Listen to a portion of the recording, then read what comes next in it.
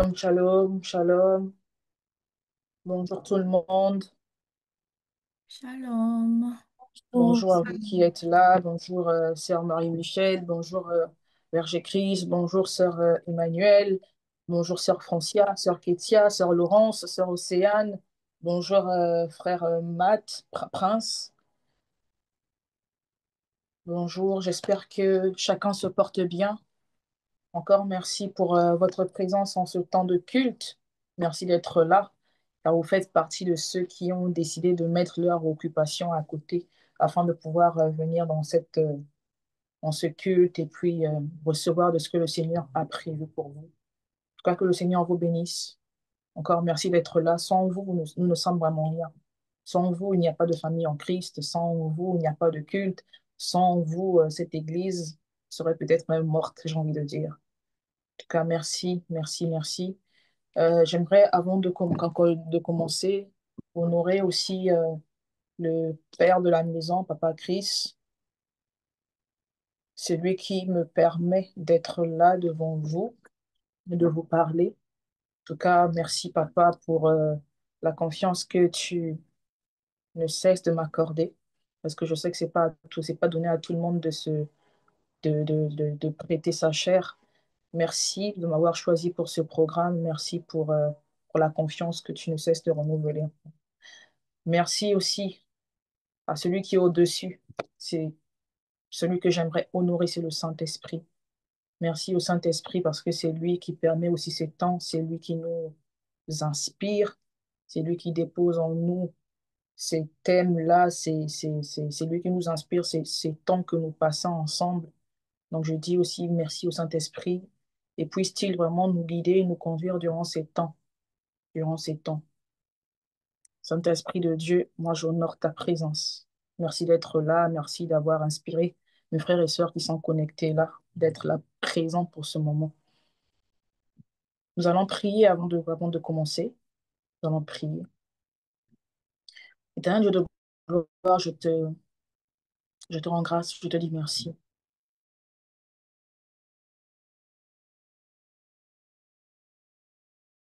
Dimanche 7 septembre, il y a quelque temps, Seigneur, tu avais, de par la bouche de par ton serviteur, Seigneur, tu avais prévu que nous soyons là. En ce mois, Seigneur, nous allons parler d'équilibre. Merci, Seigneur, vie, chacune des âmes connectées en ce temps. Merci pour tout ce que tu vas faire, tout ce que tu vas accomplir, Seigneur, au travers de ma petite personne. Laisse que, Seigneur, au travers de ce qui va se faire, Seigneur, que toi, tu sois révélé. Laisse que, Seigneur, chacun reçoive, Seigneur, de sa portion, de sa part, Seigneur, ce soir.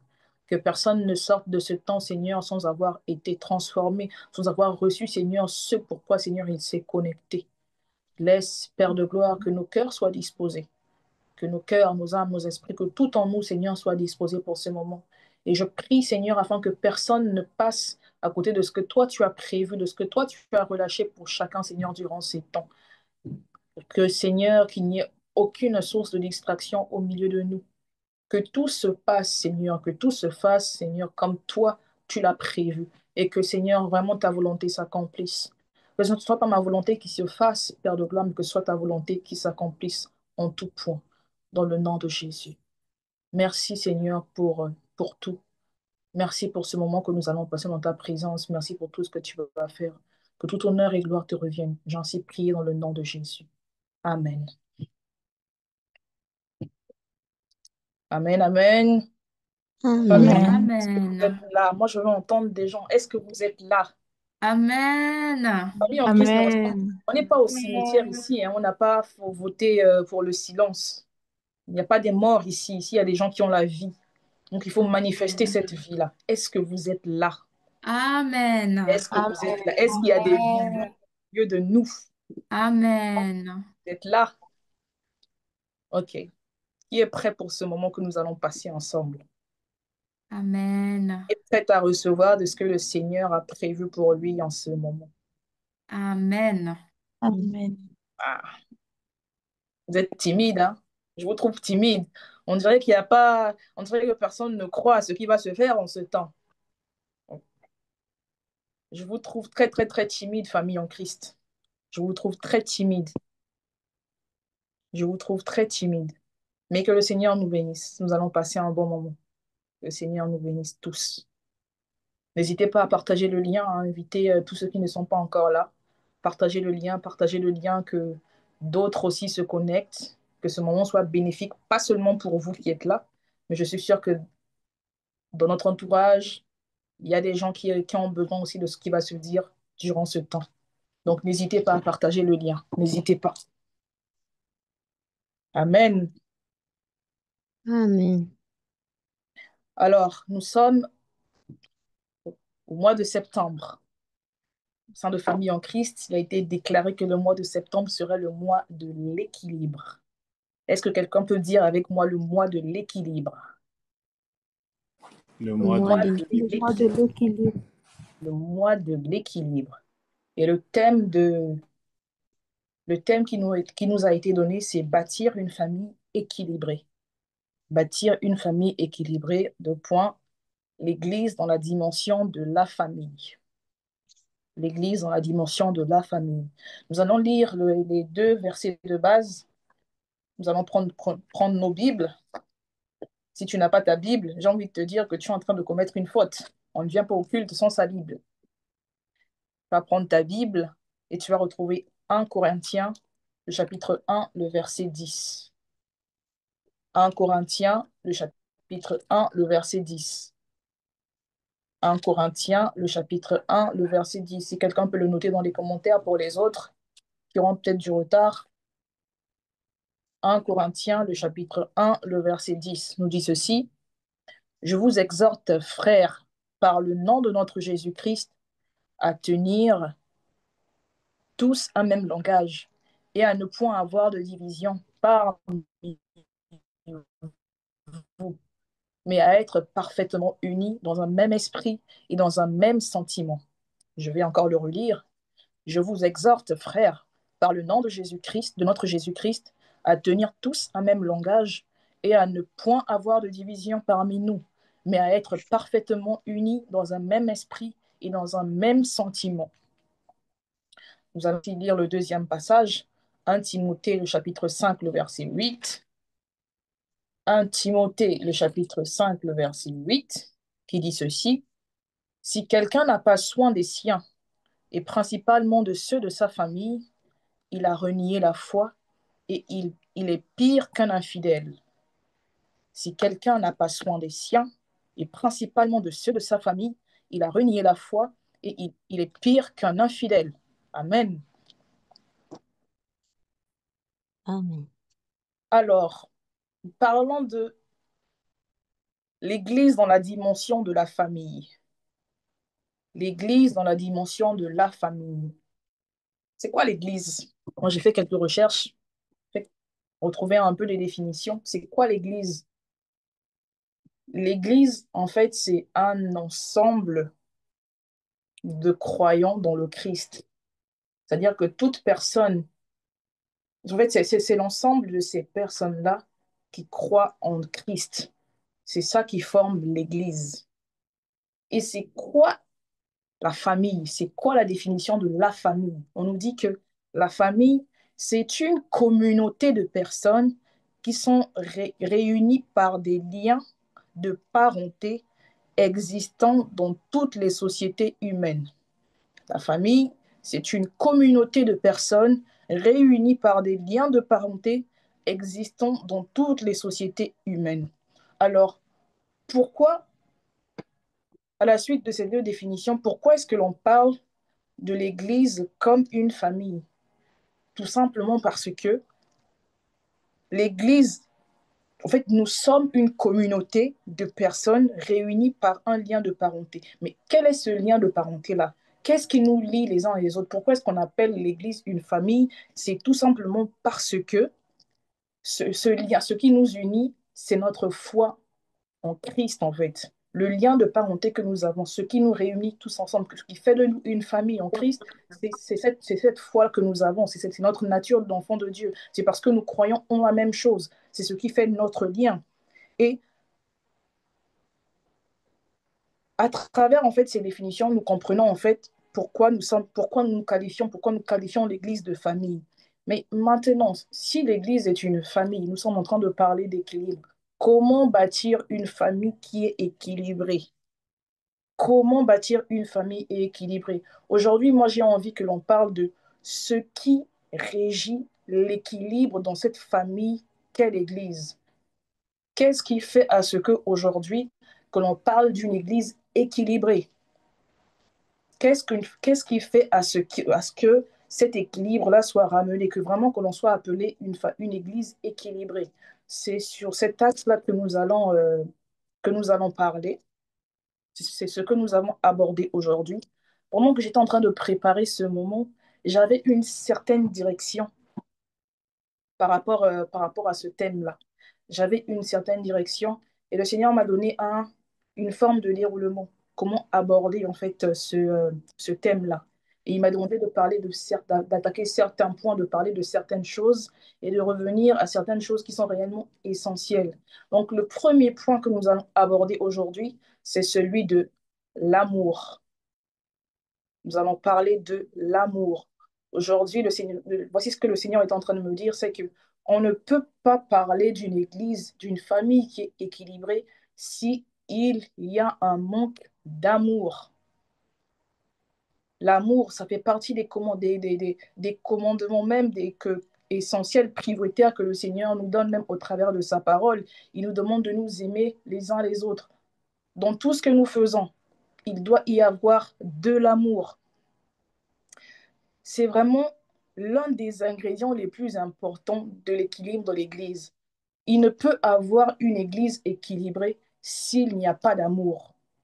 De toutes les façons, on ne peut même parler d'Église s'il n'y a pas d'amour. Rappelez-vous, si nous sommes ce que nous sommes aujourd'hui, c'est parce que Dieu a tant aimé le monde. C'est un passage que vous connaissez bien. Dieu a tant aimé le monde. Tout a commencé par l'amour. C'est parce que Dieu nous a aimés que nous sommes là. C'est parce que Dieu nous a aimés qu'il y a eu Christ. C'est parce que Dieu nous a aimés qu'aujourd'hui nous pouvons être là, nous former ces communautés-là. C'est parce que Dieu, il nous a d'abord aimés. Et donc, pour que nous soyons dans cette dimension de la famille, unis par la foi en Jésus-Christ, il a fallu d'abord que Dieu aime. Car l'amour, c'est vraiment la base. L'amour, c'est vraiment la base. L'amour, c'est le socle d'une famille. Donc, on ne peut pas parler d'une famille qui est équilibrée si les gens ils ne s'aiment pas. Ce n'est pas possible. Nous ne pouvons pas prétendre à être une famille si nous ne nous aimons pas. Et c'est l'un des commandements qui n'a cessé de nous être donné dans la parole de Dieu. On nous dira toujours, tu aimeras ton prochain, il faut aimer les autres. Il y a beaucoup de passages comme ça dans la parole de Dieu, vous les connaissez. Mais on ne peut on ne peut affirmer en fait être de Dieu si nous n'aimons pas. Nous ne pouvons pas affirmer être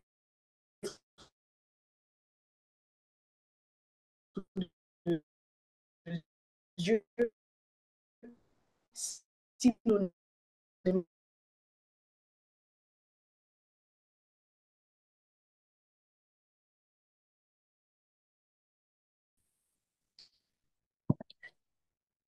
Est-ce que tu penses qu'aujourd'hui, là, toi, tu aimes comme Dieu aimerait que l'on s'aime? Est-ce que toi, aujourd'hui, en tant que membre de famille en Christ, tu... est-ce que tu penses que tu aimes comme Dieu nous demande d'aimer? Parce qu'on le dit, celui qui n'aime pas ne connaît pas Dieu, car Dieu est amour. Et ici, on n'est pas en train de parler de sentiments comme le monde aime nous le présenter, comme le monde aime nous le dire. On ne parle pas de sentiments. On dit qu'il faut aimer comme Dieu. Mais c'est quoi en fait l'amour selon Dieu? L'amour selon Dieu ne dépend pas des sentiments que tu peux avoir aujourd'hui envers une personne. Des sentiments qui peuvent même changer demain à la suite d'un événement ou d'une situation. Et la plus belle définition de l'amour que nous avons, c'est dans 1 Corinthiens 13. 1 Corinthiens 13, est-ce qu'on peut le prendre? 1 Corinthiens 13, du verset 4 au verset 8. 1 Corinthiens 13, du verset 4 au verset 8. Est-ce qu'il y a quelqu'un qui peut faire la lecture, s'il vous plaît? 1 Corinthiens 13, le verset 4 au verset 8. Est-ce que quelqu'un peut faire la lecture? S'il n'y a pas de volontaire, je vais le faire. 1 Corinthiens 13, le verset 4 à 8 nous dit, l'amour est patient, il est plein de bonté. L'amour n'est point envieux, l'amour ne se vante point, il ne s'enfle point d'orgueil. Il ne fait rien de malhonnête, il ne cherche point son intérêt, il ne s'irrite point, il ne soupçonne point le mal, il ne se réjouit point de l'injustice, mais il se réjouit de la vérité. Il excuse tout, il croit tout, il espère tout, il supporte tout. Lorsque tu arrives à faire toutes ces choses-là, lorsque tu arrives à t'imprégner de la définition de l'amour selon 1 Corinthiens 13, sans tenir compte des actes d'une personne, bah dis-toi bien que là, à ce moment-là, tu es en train d'aimer comme Dieu.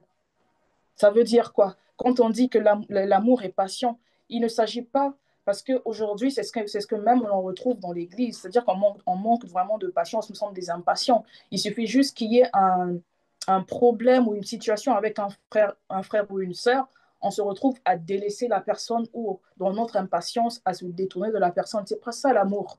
C'est pas ça l'amour. C'est pas ça l'amour. Là, on nous dit, 1 Corinthiens 13 nous dit que l'amour, il est patient. Il faut avoir de la patience envers les autres. Ça veut dire que si tu es là, tu te considères comme étant membre de famille en Christ, membre de cette église, et que tu es quelqu'un d'impatient, tu ne sais pas aimer. Ça veut dire que si tu es quelqu'un qui aime, j'ai envie de dire, qui est plein d'orgueil, tu ne sais pas aimer. Si tu es quelqu'un qui passe ton temps à se vanter et autres, d'après 1 Corinthiens 13, tu ne sais pas aimer. Tu ne sais pas aimer. Je suis désolée de te le dire, tu ne sais pas aimer. L'amour que nous devons, dont nous devons faire preuve, il ne recherche aucun intérêt. Et c'est vraiment dommage qu'on en arrive à un point où aujourd'hui, dans l'Église, on regarde, on est témoin de certains frères et sœurs qui sont là en train d'utiliser les autres, c'est-à-dire qu'ils posent des actes qui sont vraiment que intéressés. Parce que chacun cherche son intérêt, mais en fait, c'est pas ça l'amour. C'est pas ça l'amour. L'amour, l'amour, c'est quand tu es là, peu importe comment est-ce que les choses se présentent. C'est même si tu es en face d'une personne qui t'a fait du mal, mais tu es là, quand tu continues d'aimer, en fait. Tu ne te fies pas à ce qui a pu arriver, tu ne te fies pas à ce que la personne a pu te rendre, mais au-delà de ça, au-delà même de l'amertume même que la personne te témoigne, mais tu continues d'aimer. C'est ça le commandement qui nous est donné. Tu continues d'aimer. Tu continues d'aimer. Le véritable amour, c'est quand tu continues à avoir foi. Tu as même la foi pour les autres, en fait.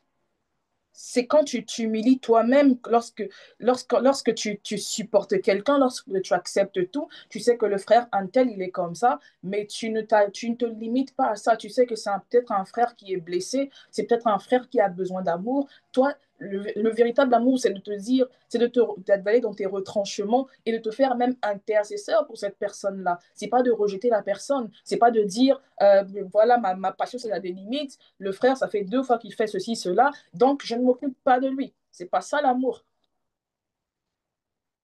C'est pas ça l'amour.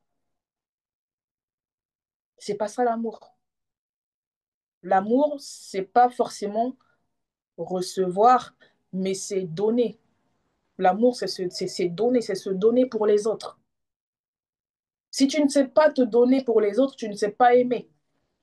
Si tu ne sais pas te sacrifier pour les autres, tu ne sais pas aimer. Si tu ne sais pas intercéder pour les autres, tu ne sais pas aimer. Si tu ne sais pas justifier les actes des autres, parce qu'on a dit, hein, moi j'aime beaucoup cette parole-là, l'amour justifie tout. Si tu ne sais pas justifier les autres, tu ne sais pas aimer. Et ça, c'est vraiment une chose qui est très importante parce que quand vous apprenez à justifier les actes même que posent les autres, il vous sera difficile d'avoir de l'amertume ou de détester une personne. Je vais vous prendre un exemple tout simple, tout bête. Imaginez, vous êtes avec un frère, vous êtes peut-être dans l'église, vous avez un frère ou une sœur, Vous savez qu'elle a des... Peut-être qu'elle a des blessures intérieures, mais ces blessures qu'elle a font à ce qu'elle agisse d'une certaine façon. Et vous, en tant qu'enfant de Dieu, vous, en tant que frère et sœur, vous savez que l'attitude de la personne n'est que le résultat des blessures qu'elle a. Ça veut dire qu'en fait, tu ne peux pas dire, te lever et te dire, je ne m'occupe plus de cette personne. En fait, tu dois te mettre dans la position où tu dois te dire, je sais que ce que la personne est aujourd'hui, ce qu'elle rend, ce qu'elle donne, ce n'est que le résultat des blessures qu'elle a. Ça veut dire que je ne me limite pas aux paroles mauvaises qu'elle est en train de me dire. Je ne me limite pas à l'attitude mauvaise que la personne est en train d'avoir à mon égard, mais je vais dans le secret, je continue à prier. S'il faut même que j'appelle un frère ou une sœur pour qu'on intercède fort pour cette personne-là, je dois le faire parce que il faut que cette attitude-là tombe, il faut que les blessures, que la personne sorte guérie voilà, que ces blessures soient guéries et tout, pour qu'elle en arrive à une autre dimension. C'est ça l'amour. C'est ça l'amour. Et quand c'est comme ça, quand vous apprenez à justifier les actes des autres, en fait, il n'y a pas de place pour l'amertume, pour la rancune. Tu n'as pas de place dans ton cœur pour détester les gens, en fait, parce que tu sais, tu te dis, bon, je sais pourquoi la personne agit comme ça. Bon, même si elle m'a dit ça, je ne m'en occupe pas, mais moi, je la porte dans mon cœur, je prie pour elle, je mets ma foi en action pour elle, pour cette personne-là. C'est ça l'amour. C'est ça le véritable amour. L'amour fait que l'on donne sa vie, qu'on renonce même à certaines réactions naturelles et certaines exigences qui font partie de la nature humaine.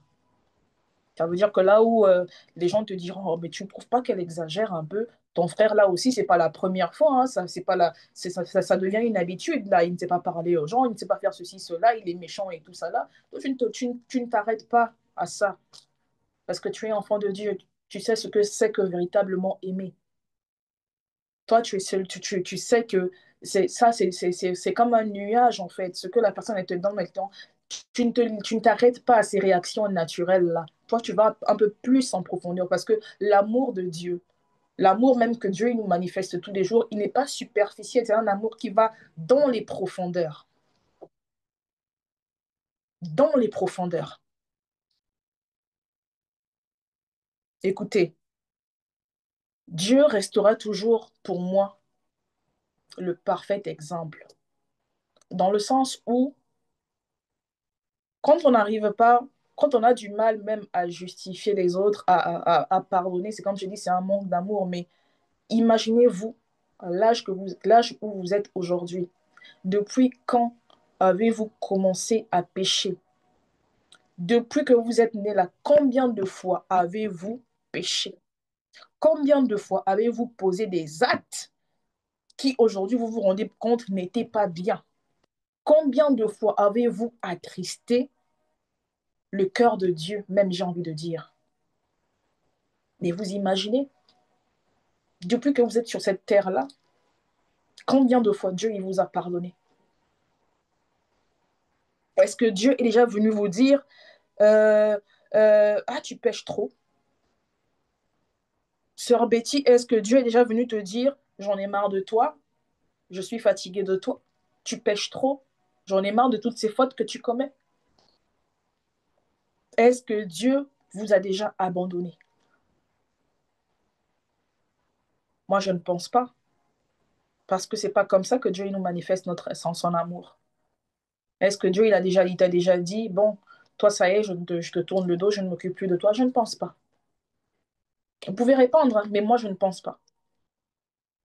Parce que c'est pas ça l'amour de Dieu. C'est pas ça le véritable amour. Dieu, dans son amour, c'est celui qui, peu importe le nombre de fois que tu pêches, il est celui qui est là, qui t'attend et qui est même prêt à te recevoir, qui t'ouvre grand ses mains. On sait dire qu'il n'attend que toi, en fait. Il n'attend que toi, tu le viennes vers lui.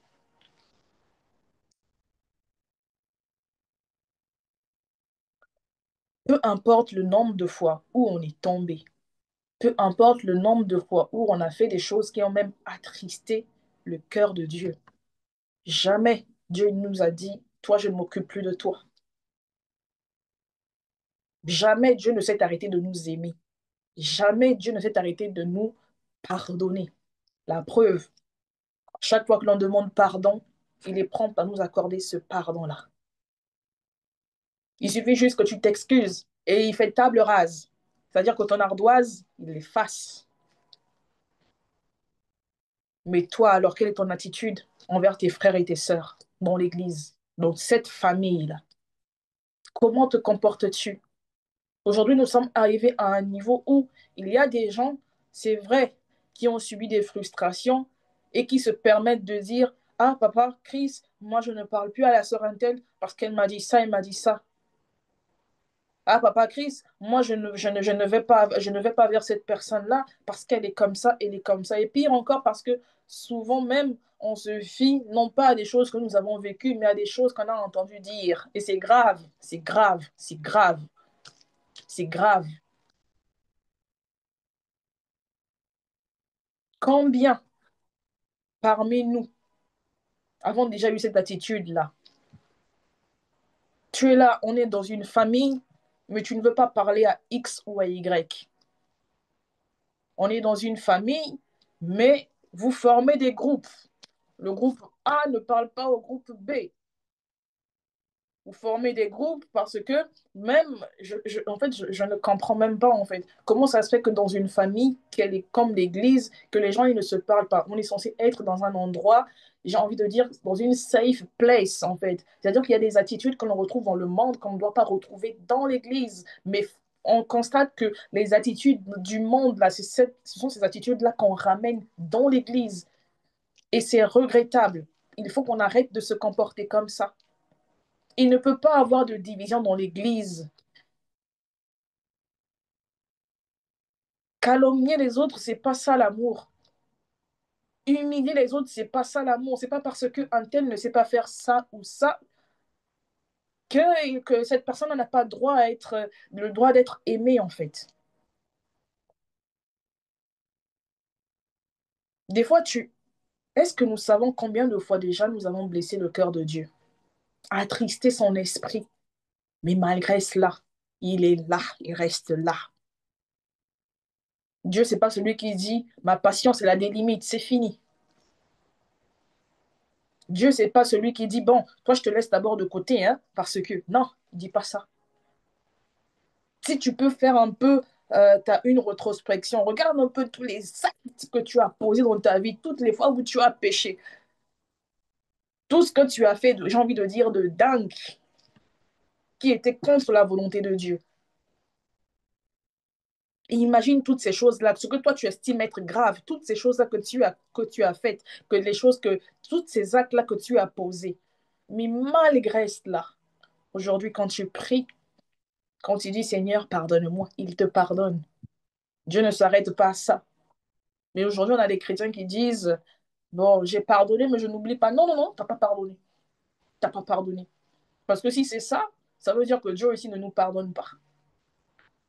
Dieu aussi n'oublie, et ça veut dire que Dieu aussi, il n'oublie pas les choses que nous avons faites. C'est-à-dire que même si on demande pardon et que lui, il dit, je vous ai pardonné, euh, c'est comme si lui aussi, il gardait en mémoire tout ce que tu as fait auparavant. Mais Dieu n'est pas comme ça. Dieu n'est pas comme ça. À partir du moment où tu demandes pardon, il efface. Ça n'existe plus.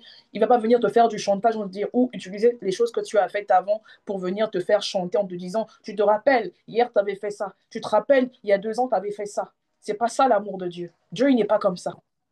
Alors pourquoi est-ce que nous sommes comme cela? Pourquoi est-ce qu'au sein de l'Église, nous agissons de cette façon-là? Pourquoi? Moi, j'ai envie de vous poser la question. Moi, je suis venue aujourd'hui pour vraiment remettre, demander aux gens de faire des rétrospections, vraiment de mettre leur attitude devant. Il faut vraiment que vous vous regardiez, que vous vous disiez, est-ce que vraiment ce que je fais, c'est bien? Est-ce que l'attitude que j'ai en ce moment dans cette famille-là, est-ce que c'est une attitude digne d'un enfant de Dieu? Est-ce que c'est réellement ça, aimer? Je vous mets aujourd'hui face à vos actes. Je vous mets aujourd'hui face à ce que vous faites. Toutes les fois où des frères et sœurs se... Et c'est bizarre, c'est qu'on arrive même à prendre parti. quand il y a des soucis entre deux personnes, plutôt que de trouver des solutions pour que les personnes, enfin, de trouver des initiatives pour que les personnes, voilà, qu'on revienne à l'amour, à l'entente et tout, il y a des gens qui sont là, qui viennent inciter, nuire, allumer, vraiment, quand j'ai envie de dire, comment on dit, alimenter ces querelles-là. Plutôt que d'emmener les gens à s'aimer à nouveau, à se retrouver, il y a d'autres qui sont là qui travaillent pour la division, mais c'est pas possible. Tu es agent du mal, tu es un envoyé de Satan. C'est pas ça l'amour, c'est pas ça être enfant de Dieu. C'est pas ça être enfant de Dieu. Moi, j'aime beaucoup comment est-ce que 1 Corinthiens, 1 Corinthiens 13 se termine au verset 8, on dit, l'amour ne périt jamais. L'amour ne périt jamais. Ça veut dire que peu importe ce qu'il peut y avoir entre nous, ça ne peut pas être source de, je ne sais pas si ça se dit, mais de désamour. Ça peut pas être, c'est pas ce qui doit emmener des gens à ne plus s'aimer, en fait. C'est pas une raison, parce que quand tu aimes véritablement, l'amour ne périt jamais. L'amour ne périt jamais. Dieu en est le parfait exemple. Jusqu'aujourd'hui, il continue de nous aimer. Son amour est toujours intact. Et il ne nous dit même pas que, quand il nous parle, il ne nous dit pas que, tiens, l'amour que j'ai pour toi aujourd'hui, il est plus faible que l'amour que j'avais pour toi hier. Ça n'existe pas. Ça veut dire qu'aujourd'hui, si tu me dis, bon, le frère là, avant, c'était bien, mais aujourd'hui, moi, je ne lui parle plus. C'est pas possible, en fait. C'est pas possible. C'est pas possible. L'amour ne périt jamais. Quand on sait se donner pour les autres, quand on sait aimer, il est difficile quand on arrive à ce niveau-là de se dire que je n'ai plus d'amour pour un tel, je n'ai plus d'amour pour X ou pour Y. C'est pas possible. C'est pas possible. Ça veut dire que la famille équilibrée que nous sommes censés être, on ne peut pas entendre des personnes dire vraiment que voilà, je ne parle plus à un tel parce qu'un tel m'a blessé. Moi, je ne vais plus chez un tel parce qu'un tel m'a blessé. Non. Prie. Celui qui t'a blessé là, ça veut dire qu'il y a quelque chose qui ne va pas chez lui. Peut-être qu'il ne sait pas encore comment s'exprimer. Peut-être qu'il ne sait pas encore comment dire les choses. Peut-être qu'il ne sait pas encore comment agir dans une communauté. Mais tu ne peux pas renier ou rejeter l'autre juste parce que il y a eu ce petit malentendu là. C'est pas ça l'amour. C'est pas ça l'amour qui ne périt pas. C'est pas ça. C'est pas ça. Non, papa, j'ai essayé 1, 2, 3 fois, papa, mais ça ne va toujours pas. Donc, moi, je ne m'occupe plus d'un tel. C'est pas ça l'amour. Et je pense que même si vous allez dire ce genre de choses à papa Christ, il va vous remettre à votre place. Il va vous faire un enseignement total. C'est pas ça l'amour. Il vous dira que c'est pas ça l'amour. C'est pas ça l'amour. L'amour justifie. L'amour ne cherche pas seulement son intérêt. L'amour ne s'irrite pas. Il ne s'irrite pas. L'amour, il est patient. Il faut faire preuve de patience envers les autres. Là où il y a la patience, ça veut dire qu'il y a de l'amour. Quand ton frère rentre dans une église, les choses ne vont peut-être pas comme elles devaient être et tout, mais on est patient les uns envers les autres. C'est ça qui fait l'équilibre de la famille. C'est ça qui fait l'équilibre de l'église. S'il n'y avait que des impatients, mais vraiment, je me dis même qu'aujourd'hui, avec Famille en Christ, si nous étions tous impatients, si nous ne savions pas aimer, nous ne serions pas là où nous sommes aujourd'hui, en fait. Vous imaginez? Si chacun pouvait faire comme il veut, te dire, bon, aujourd'hui, ça y est, les choses ne sont pas comme je le souhaiterais, comme je le voudrais, je m'en vais. Mais il n'y aurait plus, en fait, d'église. Et même pas seulement famille en Christ, je parle de l'église universelle. Il n'y aurait pas d'église si on se comportait de la sorte, en fait. Dans l'église, il doit y avoir de l'amour. On doit savoir s'aimer. On doit savoir se donner les uns pour les autres. On doit savoir se lever pour les autres. On doit savoir prier pour les autres. Ça, c'est ça les véritables preuves d'amour. On n'est pas censé voir au milieu de nous des gens qui ont du mal à se pardonner. Le manque de pardon ne devrait pas exister au milieu de nous. Tu es là, tu restes dans ton coin, on te demande qu'est-ce qui se passe. Tu ne veux pas pardonner. Pourquoi? Tu ne veux pas pardonner. Toi, Dieu, il te pardonne tous les jours. Tous les jours, tu gaffes. Tous les jours, tu tombes dans tout ce qui est d'impur. Tous les jours, tu insultes. Tous les jours, tu mens. Tous les jours, tu dis des absurdités. Tous les jours, tu voles même. Tu calomnies. Mais quand tu vas auprès de Dieu et tu demandes pardon, lui, il te pardonne. Il ne te dit pas, ah tiens, tu as volé, c'est très grave. Il ne dit pas, il ne quantifie même pas ton péché. Mais toi, pourquoi tu n'arrives pas à pardonner aux autres? Pourquoi est-ce que tu n'arrives pas à t'approprier cette nature de Christ-là?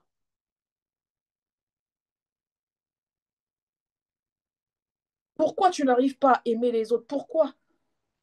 Comment ça se fait qu'en tant qu'enfant de Dieu, qu'on soit là dans l'amertume, dans la colère? Mais si réellement nous avons le Saint-Esprit en nous, il y a des choses qui ne devraient plus subsister en fait. Et on est là, bah, comme on dit, je ne sais pas si c'est ça le terme, kangamote, je ne sais pas si c'est le bon terme, mais vraiment on est là, tu es là frère, soeur, tu vas à l'église, tu es là, mais tu ne parles pas à la sœur Intel. Il y a des fois même dans le même service à la communication, je ne sais pas, vous êtes là, vous travaillez ensemble, vous servez ensemble, mais vous ne vous parlez pas. Pourquoi? Comment? Est-ce que c'est normal? Est-ce que c'est normal? On ne peut pas se dire équilibré, on ne peut pas se dire même tout simplement être une famille si on n'arrive pas à s'entendre, si on n'arrive pas à se pardonner.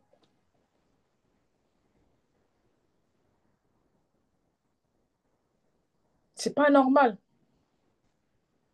C'est pas normal. On n'est pas censé voir au milieu de nous des défaitistes non plus. Toi, quand tu es arrivé dans l'église, quand tu es arrivé nouvellement converti, il y a eu des gens qui ont été patients avec toi. Il y a eu des gens qui ont supporté le mauvais, le sale caractère avec lequel tu es venu. Il y a eu des gens qui ont été blessés par toi. Il y a eu des gens qui ont dû être là à faire abstraction de toutes ces choses. Il y a des gens qui ont contribué à ton affermissement. Il y a des gens qui ont contribué, mais vraiment en long et en large à la personne que tu es aujourd'hui.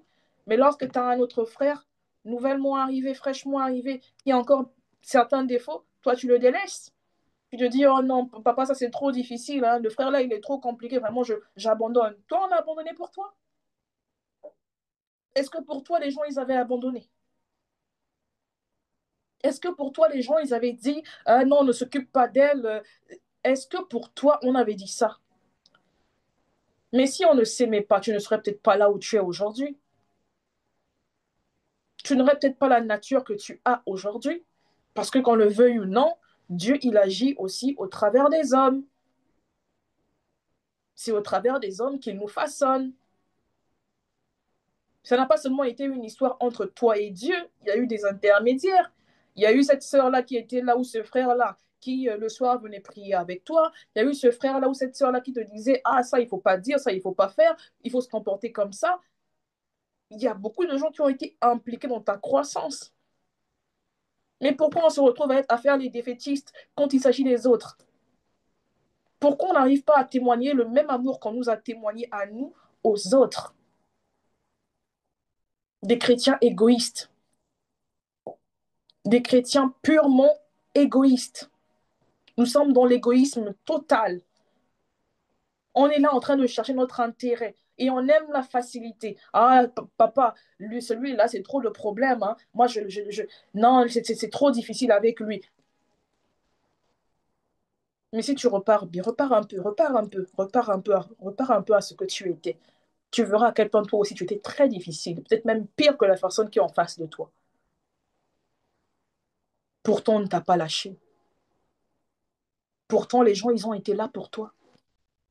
Pourtant, on t'a témoigné de l'amour. Mais aujourd'hui, tu ne veux pas ou tu n'arrives pas à reproduire le même schéma. Manque d'amour. Manque d'amour. On ne peut pas se dire être une famille équilibrée avec toutes ces attitudes, tous ces comportements-là. Manque d'amour. Est-ce que c'est comme ça que nous voulons vraiment continuer à être? Est-ce que les attitudes que nous avons là, est-ce qu'elles honorent Dieu? Est-ce que c'est vraiment comme ça que Dieu il nous demande d'être? Est-ce que Dieu il nous dit d'être dans l'impatience? Est-ce que Dieu il nous dit d'être dans l'égoïsme? Est-ce que Dieu il nous dit de ne regarder qu'à nous, à notre propre nombril? Toi, quand on te dit, ah, la sœur Intel a un problème, il faut qu'on intercède pour elle, toi, tu es là, oh, laissez-moi dormir. Hein? Parce que les problèmes des autres ne te concernent pas. Toi, tu veux dormir, tu veux faire tes 8 heures par nuit. Mais quand toi, tu as des problèmes, c'est toutes les cellules qu'on réveille, là. C'est tous les départements qu'on réveille. C'est toute l'intercession qui doit bouger pour toi. Parce que tu as des problèmes. Et comme on aime aussi les titres, parce que tu te crois au-dessus des autres, parce qu'on t'appelle reste ou reste pas, tu penses que toi, tu dois avoir tous les avantages possibles, alors qu'on est tous égaux. Et ce, même, peu importe les titres que nous avons. Quand on dit c'est bon, venez en apprendre 1h45, on va intercéder, on va prier pour la sœur Intel, elle passe par des temps difficiles, le frère Intel, il a ça, il a ça. Quand ça ne te concerne pas, toi tu vas qu'à tes occupations, tu vas dormir. L'égoïsme, c'est de l'égoïsme. Il faut qu'on arrête ça. Il faut qu'on arrête ça. Il faut qu'on arrête avec cette attitude-là où on ne cherche que notre intérêt. C'est pas ça l'amour. L'amour, c'est pas recevoir, non, c'est donner. L'amour, c'est donner. Donner de soi, donner de sa personne, donner de ses forces, donner de son énergie. C'est donner. Donner. Si tu ne sais pas donner, tu ne sais pas aimer. Si tu ne sais pas donner, tu ne sais pas aimer. Car Dieu a tant aimé le monde, il a aimé, qu'il a donné. L'amour, c'est donner. Alors si toi tu attends toujours de recevoir, c'est que tu n'aimes pas. C'est que tu es égoïste, tu n'aimes pas. L'amour, c'est donner. Ça veut dire que quand les gens ils se rassemblent pour toi, il faut être en mesure de le faire aussi, c'est-à-dire d'être là aussi, de donner de ta personne quand il s'agit d'une autre personne autre que toi. Si tu ne sais pas donner, tu ne sais pas aimer. Si tu ne sais pas donner, tu ne sais pas aimer. Il faut qu'on arrête avec l'égoïsme. Il faut vraiment qu'on arrête avec l'égoïsme. On ne peut pas être une église équilibrée si on est dans l'égoïsme total. On ne peut pas être une église équilibrée si on ne sait pas s'aimer.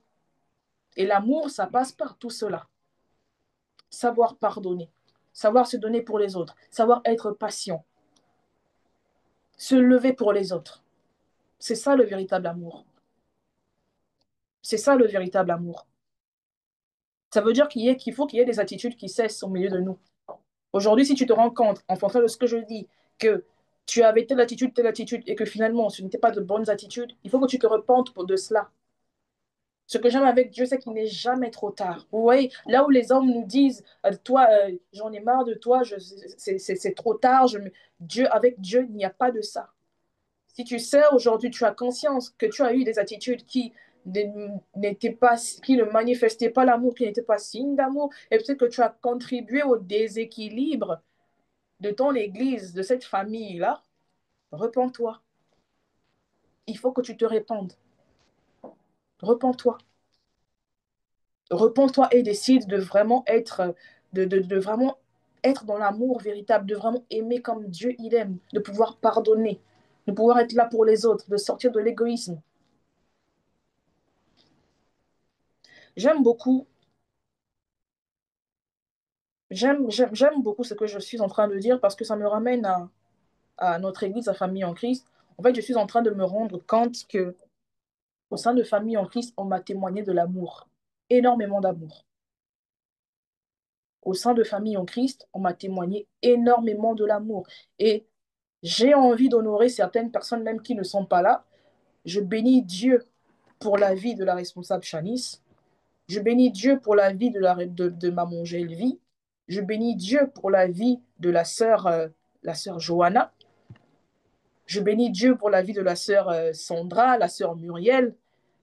Vous savez, il y a 5 ans, c'est le premier groupe de femmes que nous avons eu vraiment dès le départ, vraiment avant qu'on ne soit ce nombre-là. Il y avait ce groupe de femmes-là et moi, je venais d'arriver. Mais je suis arrivée, j'ai envie de dire que j'étais dans un état brut, comme tout le monde d'ailleurs. La personne que je suis aujourd'hui n'a rien à voir avec celle que j'étais il y a 5 ans. Quand je suis arrivée au sein de Famille en Christ, vraiment, c'est ça le terme. J'étais informe et vide. Je ne savais rien de Dieu, je ne savais rien de la vie chrétienne, de comment me comporter. Je ne savais rien. J'étais quelqu'un, comme on disait, Papa Christ est là, aujourd'hui ça fait rire, mais j'étais quelqu'un qui avait vraiment la langue très, mais vraiment très, très, très tranchante. J'avais la langue très tranchante, c'est-à-dire que j'ai peut-être été la source de blessures de beaucoup de gens, mais vraiment beaucoup de gens. Je ne savais pas m'exprimer. C'était très frustrant parce que lorsqu'on te disait tu as mal parlé, tu as ceci, cela, personnellement, moi, ça me faisait énormément mal. Et à un moment, je me disais même, bon, finalement, et ça, Papa Chris, il est là, il peut en témoigner. Plusieurs fois, je me suis dit, je ne vais plus parler. Si c'est ça, je ne parle plus. Si c'est ça, je ne parle plus. Mais ce n'était pas ça la solution, en fait. Ce qui, ce qui a fait à ce que les choses changent, à ce que je sois la personne que je suis aujourd'hui, c'est l'amour qu'on m'a témoigné. C'est-à-dire que les gens ne se sont pas arrêtés juste sur ce que je pouvais, sur ce que je donnais, sur ce que j'étais, sur ce que je pouvais présenter de mauvais ou de mal à ce moment-là. J'ai des sœurs, celles que j'ai citées dans ce groupe de femmes-là, qui, lorsque je débordais, avec amour, elles me reprenaient. Même lorsque je me disais, bon, je reste dans mon coin, je ne parle plus parce que, apparemment, moi, ma bouche, là, elle fait mal à tout le monde, j'avais ces sœurs-là qui venaient me témoigner de l'amour. Elles étaient là, elles m'entouraient. Elles me disaient, aujourd'hui, tu as parlé de telle façon, tu aurais pu dire cela. La prochaine fois, tu parleras comme ça, comme ça. Il y avait Papa Christ aussi qui me reprenait énormément. Il me disait, là, tu as mal parlé. Tu aurais pu dire ça de telle façon, telle façon. Et je sais, il y a eu des situations où il y a des gens qui se sont même plaints et tout de ma façon d'être. Mais aujourd'hui, je bénis Dieu, en fait. Je bénis Dieu pour toutes ces personnes-là qui ont contribué à la personne que je suis aujourd'hui. Je bénis Dieu pour tous ces frères et toutes ces sœurs-là qui m'ont témoigné de l'amour. Je bénis Dieu pour tous ces frères et toutes ces sœurs-là qui ne m'ont pas délaissé, qui n'ont pas dit on en a marre d'elle, on la laisse comme elle est. C'est pas ça l'Église. Je bénis Dieu pour toutes ces personnes-là qui ont fait abstraction des défauts que j'avais à ce moment-là. Que le Seigneur les bénisse. Parce que finalement, c'est ça l'amour. Finalement, c'est ça l'amour. Si ces personnes-là n'avaient pas agi de cette façon-là envers moi, je ne serais pas la Mayanite, la sœur que je suis aujourd'hui. Et ça se trouve peut-être même que s'ils n'avaient pas su me témoigner cet amour-là, peut-être même que je ne serais pas en Christ aujourd'hui. Peut-être que moi aussi j'aurais abandonné parce que finalement on m'aurait aussi abandonné.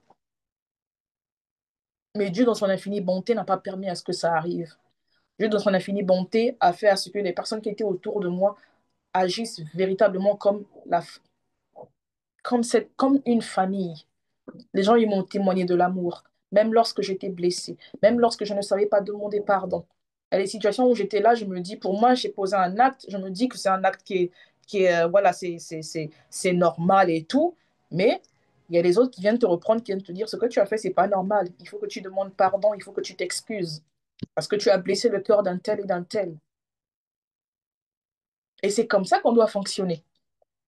Et je pense que même aujourd'hui, des personnes qui sont là, je pense qu'il y a peut-être déjà eu une situation comme celle-là. Ah, la sœur Emmanuelle, elle m'a parlé comme ceci, comme cela. Et au final, je suis allée vers la personne et j'ai demandé pardon. J'ai présenté des excuses. Parce que c'est ça l'amour. Si vous ne savez pas témoigner de l'amour aux gens, mais vous allez même perdre des âmes, en fait. Et je me rends compte aujourd'hui, moi j'ai eu la chance, si je suis là, mais si on m'avait délaissé, peut-être que je ne serais pas la femme que je suis aujourd'hui. Peut-être que je ne serais même pas en train de servir au sein de familles en Christ, je ne serais peut-être pas là. Quand vous savez aimer les autres, sachez que vous contribuez aussi à ce que ces personnes-là sont et vont devenir. Parce que à celui à qui on témoigne de l'amour, celui-là aussi saura donner de l'amour. Celui à qui on témoigne de l'amour, celui-là aussi saura donner de l'amour. Si moi, aujourd'hui, je suis là, j'arrive à être là pour les autres, j'arrive à répondre à mon téléphone quand la sœur Betty ou la sœur Kezia m'appelle, c'est parce que moi aussi, à un moment, il y a des gens qui m'ont témoigné cet amour-là. Il y a des gens qui se sont donnés pour moi. Il y a des gens qui ont été là pour moi. Parce que si on ne m'avait pas traité de la sorte, si on ne m'avait pas témoigné cet amour-là, je n'aurais pas été en mesure de le reproduire, ce même schéma-là, et de rester dans cette boucle-là d'amour.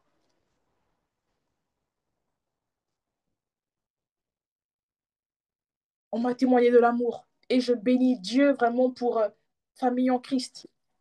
Je bénis Dieu parce que je sais aussi que si nous en sommes encore là, c'est vraiment parce que d'une certaine façon, nous sommes une famille équilibrée, c'est-à-dire une famille au sein de laquelle l'amour règne.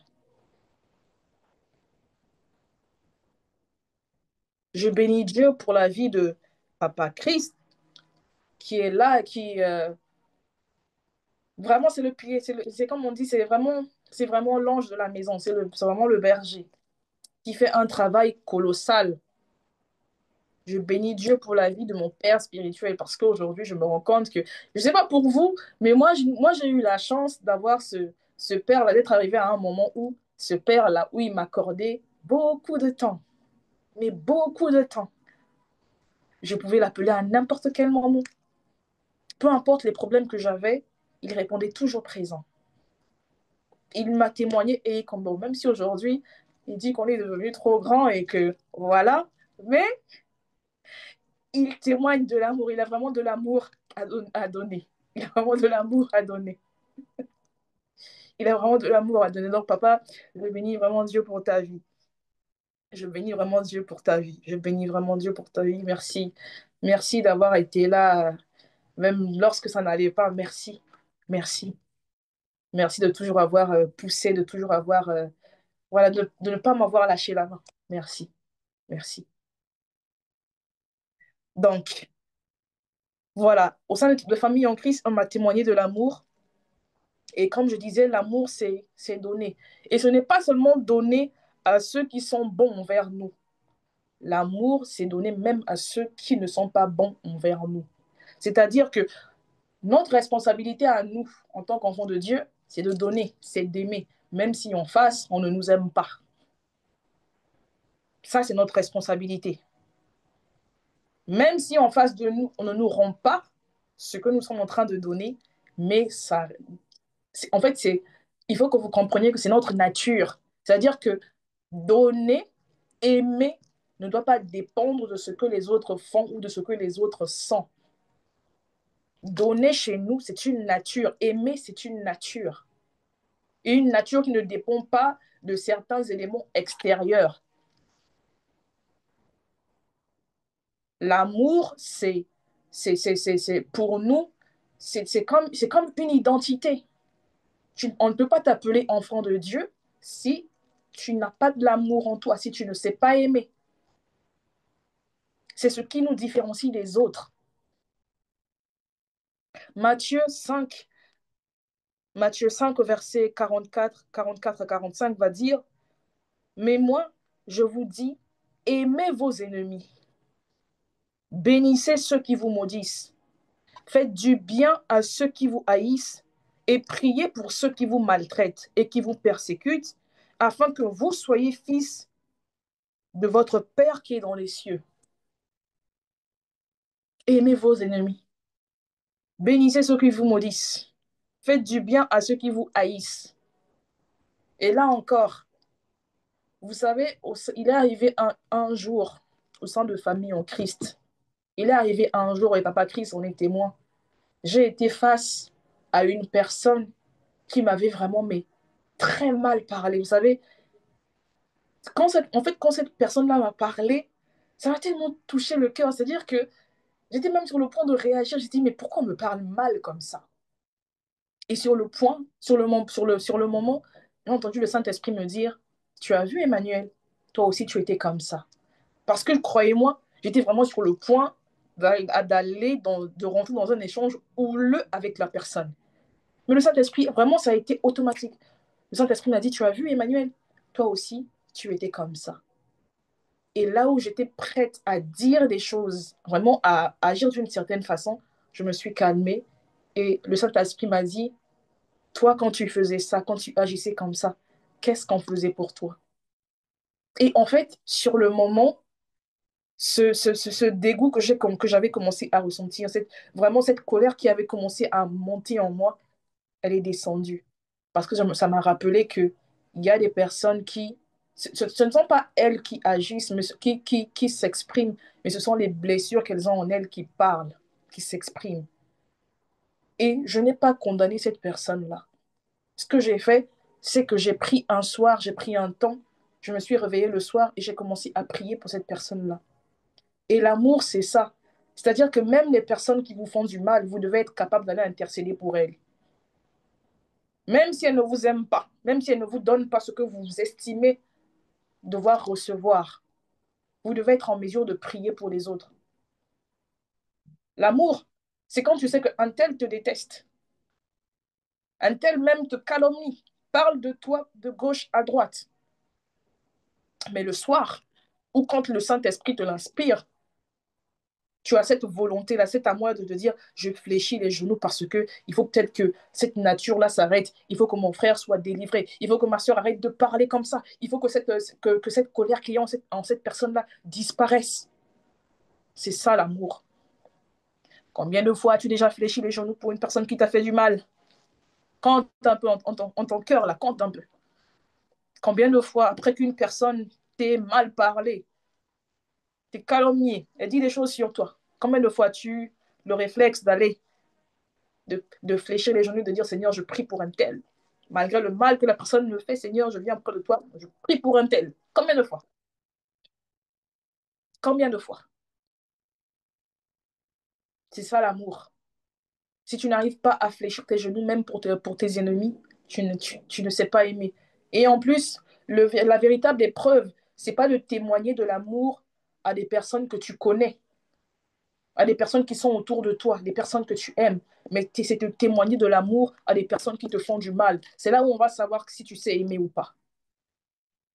C'est là le véritable exercice, c'est là le véritable examen. Si tu n'arrives pas encore à prier pour des personnes qui t'ont fait du mal, si tu n'arrives pas encore à prier pour des personnes qui ont blessé ton cœur, tu ne sais pas encore aimer. Tu n'es pas encore arrivé à la dimension là d'aimer tes ennemis. Si tu n'arrives pas encore à faire abstraction des actes que les autres posent, les actes mauvais que les autres posent envers toi, c'est que tu ne sais pas encore aimer. Il n'y a vraiment pas d'exception. Il n'y a pas à dire, oh, mais cette personne-là, elle ne le mérite pas. Prie. C'est pas toi qui dois définir si une personne mérite ou pas d'être aimée. Toi, ta responsabilité, c'est de prier. Jésus n'a pas donné sa vie que pour une certaine catégorie de personnes. Jésus, il a été crucifié pour tous. Jésus, je répète parce qu'il faut que l'on comprenne cela. Jésus, il n'a pas été crucifié à la croix que pour une certaine catégorie de personnes. Il a été crucifié pour tous. Et personne ne peut, en fait, personne n'a aussi peu mérité cet amour que nous. On n'a rien fait pour mériter ça. Qu'est-ce qu'on a fait? On n'a rien fait pour mériter cet amour, cet amour. Et il faut savoir que aimer ne signifie pas d'être en accord avec le péché des autres. Cela signifie juste que nous sommes prêts à être patients avec eux. Nous sommes prêts à mettre à prier pour eux, à mettre notre foi à l'épreuve pour eux. Nous sommes prêts à leur souhaiter le meilleur. Et c'est ça, en fait, qui nous donne d'agir sans pourtant tenir compte des sentiments que nous avons. Si tu es encore dans les sentiments, si ton cœur il vacille encore aujourd'hui, tu aimes un tel, demain vous ne vous parlez plus, vous passez 6 mois sans vous parler, etc. et tout, ça, ce n'est pas de l'amour. Ce n'est pas de l'amour. Et il faut qu'au sein de cette famille-là, au sein de l'Église, cette famille que nous sommes, il faut que nous arrêtions avec certaines attitudes. Il faut que nous arrêtions de nous comporter comme ça. Il faut que nous arrêtions de nous comporter comme des païens. Parce que oui, ce sont les païens qui se comportent comme ça. Nous devons être là. Nous devons savoir aimer. Nous devons nous aimer les uns les autres, comme Christ nous l'a demandé. Nous devons aimer notre prochain. Dans l'Église, on ne doit pas normalement trouver des querelles. Bien sûr, les incompréhensions, ça existe. Il peut y avoir des frictions et tout, c'est normal. Mais le but, ce n'est pas que lorsqu'il y a des situations, que nous soyons là en train de nous diviser, de nous déchirer, en fait. Quand il y a une situation, on la règle. C'est parce que justement, nous sommes amour, nous trouvons une solution pour que la paix revienne, pour que l'équilibre revienne. On ne peut pas avoir d'impatience dans l'Église, on ne peut pas avoir d'égoïsme dans l'Église, on ne peut pas avoir voilà, de l'irritation dans l'Église. C'est pas normal. On ne peut pas se dire être une famille équilibrée si on retrouve toutes ces choses. Là, c'est le déséquilibre. Là, on est boiteux, en fait. On est boiteux. Ça ne va pas. L'amour, c'est c'est parmi les ingrédients nécessaires pour le bon équilibre au sein d'une église. Là où il n'y a pas d'amour, il n'y a pas d'équilibre. Là où il n'y a pas d'amour, il n'y a pas d'équilibre. Je terminerai par 1 Jean 4, du verset 20 à 21, qui dit, si quelqu'un dit j'aime Dieu et qu'il est son frère, c'est un menteur. C'est un menteur, car celui qui n'aime pas son frère qu'il voit, comment peut-il aimer Dieu qu'il ne voit pas? Et nous avons de lui ce commandement que celui qui aime Dieu aime aussi son frère. Je vais reprendre ce passage. Si quelqu'un dit j'aime Dieu et qu'il haït son frère, c'est un menteur. Car celui qui n'aime pas son frère qu'il voit, comment peut-il aimer Dieu qu'il ne voit pas? Et nous avons de lui ce commandement que celui qui aime Dieu aime aussi son frère. Tu ne peux pas dire que tu aimes Dieu alors que tu n'arrives pas à aimer la personne qui est à côté de toi, la personne que tu vois tous les jours, la personne avec laquelle tu travailles, tu es dans le même service. Comment peux-tu dire que tu aimes Dieu alors que tu ne parles pas à la sœur Intel? Alors que parce que Papa Christ, tu as fait quelque chose, il t'a suspendu, tu es là, tu ne parles plus, tu ne boudes plus, tu t'es dit, bon, je ne sers plus aussi, voilà. Ça ne va pas. Ça ne va pas. Tu ne peux pas prétendre aimer Dieu avec ce genre d'attitude-là. En fait, sans se rendre compte, mais ça, c'est vraiment l'exercice que Dieu il nous a donné. Avant même de dire que tu aimeras ton. Voilà, que au lieu que Dieu il nous répète tout le temps dans sa parole, aimez-moi, aimez-moi, aimez-moi, Dieu il passe toujours il dit toujours, dans sa parole, c'est toujours à base de tu aimeras ton prochain comme toi-même. Parce qu'il sait que si tu aimes ton prochain, ça veut dire que tu aimes Dieu. Si tu aimes ton frère, c'est que tu aimes Dieu. Ça veut dire que si tu es là où tu es aujourd'hui, là, il y a quelqu'un que tu as enfermé dans ton cœur, là, que tu es en train de haïr de toutes tes forces. Sache que tu n'aimes pas Dieu. Sache que tu n'aimes pas Dieu. À partir du moment où tu as de l'amertume pour une personne, tu n'arrives pas à pardonner et tout, tu n'aimes pas Dieu. Comment se fait-il que la personne que tu vois au quotidien, tu n'arrives pas à l'aimer, mais Dieu que tu ne vois pas, tu vas déclarer l'aimer? Ça n'a pas de sens. Ça n'a pas de sens. Ça n'a pas de sens. Ça n'a pas de sens. Il faut que nous arrivions à revenir à l'amour véritable au sein de l'Église, parce qu'il n'y a pas d'amour véritable, il n'y a pas d'équilibre véritable sans amour. On ne pourra pas parler d'une Église qui est équilibrée sans amour. Je vais m'arrêter ici pour aujourd'hui. Le Seigneur, le Seigneur n'a pas permis à ce que je touche les autres points, mais par la grâce de Dieu, nous allons continuer le dimanche prochain, parce qu'il y a une deuxième date. Et je vais nous inviter à prier. Si après que tu as écouté ce message, tu as des choses que tu te reproches, tu t'es rendu compte que ça ne va pas dans ta façon de faire les choses, dans cette famille qu'est l'Église, que tu étais vraiment loin de faire les choses de la bonne façon. Peut-être que tu t'es rendu compte que véritablement tu ne sais pas aimer. Je vais t'inviter à élever ta voix et à prier, à te repentir. Tu vas demander pardon à Dieu parce que tu n'as pas su aimer comme lui. Il t'avait ordonné d'aimer, mais aussi tu vas lui demander de te donner la capacité de pouvoir aimer comme lui, il l'ordonne. Élevons nos voix et prions.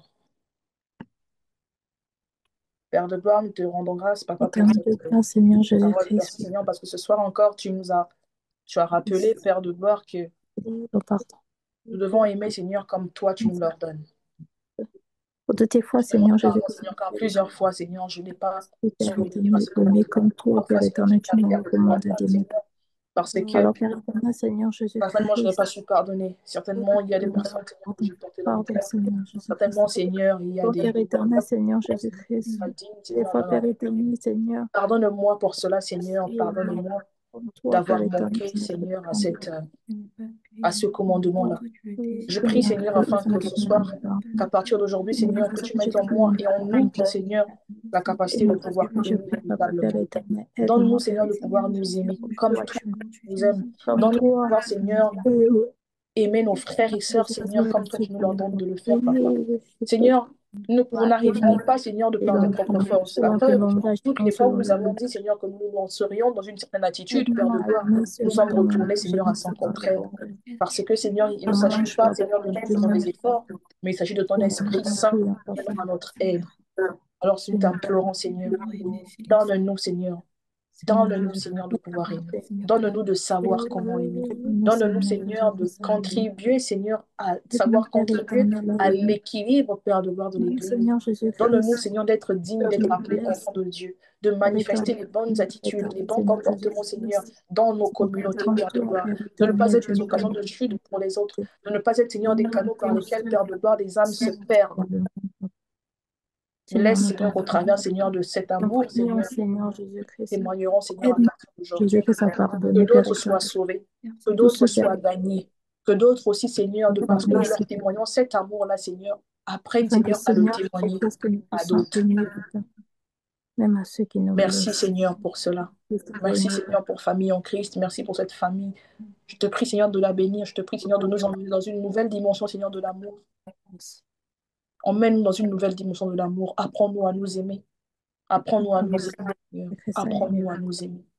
Apprends-nous à nous aimer. Et ce, Seigneur, malgré tout ce qu'on pourrait nous donner, tout ce qu'on pourrait nous rendre, Père de gloire. Apprends-nous à aimer, Seigneur.